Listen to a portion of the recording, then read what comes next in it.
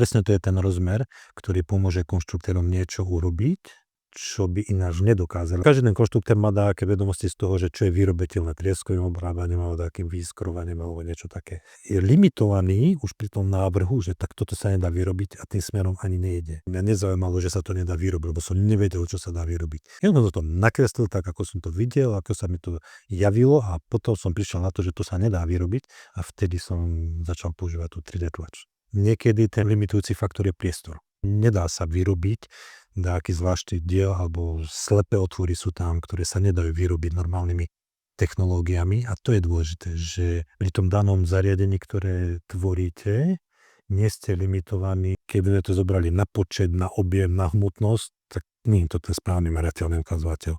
Na funkčnosť. Myslím, že to je ten správny merateľný ukazovateľ. Dôležité, to je veľmi dôležité. Od začiatku som mal dve. Toto odporúčam všetkým konštrukčným kanceláriám, lebo keď zákazník telefonuje a potrebujeme toto, potrebujeme takto, potrebujeme nový dielec, potrebujeme niečo urobiť a vy nemáte čas a priestor na to, aby ste tam menili trysku alebo tam niečo čistili alebo niečo opravovali.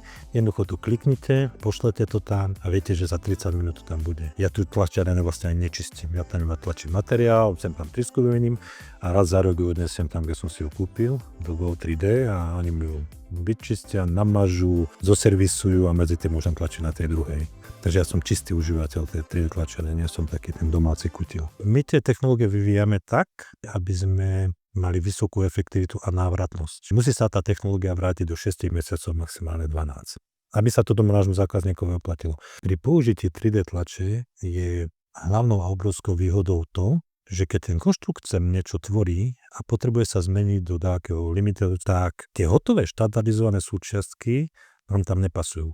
Typický príklad je, že ozubené koleso má napríklad párny alebo nepárny počet zubov a týmto spôsobom si vytvoríte vlastné ozubené koleso, ktoré má taký počet zubov, ktorý potrebujete.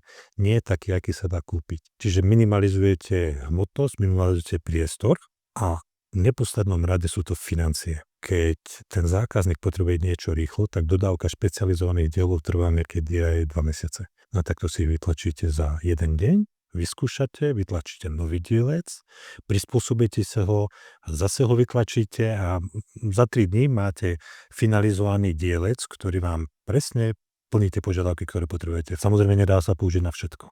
Dá sa použiť tam, kde to spĺňa pevnostné charakteristiky, čo sa týka presnosti alebo rozmerovej stálosti, teploty, ale pri vysokom percente aplikácií môžete použiť tlačené diely. A robíme to. A robíme to často.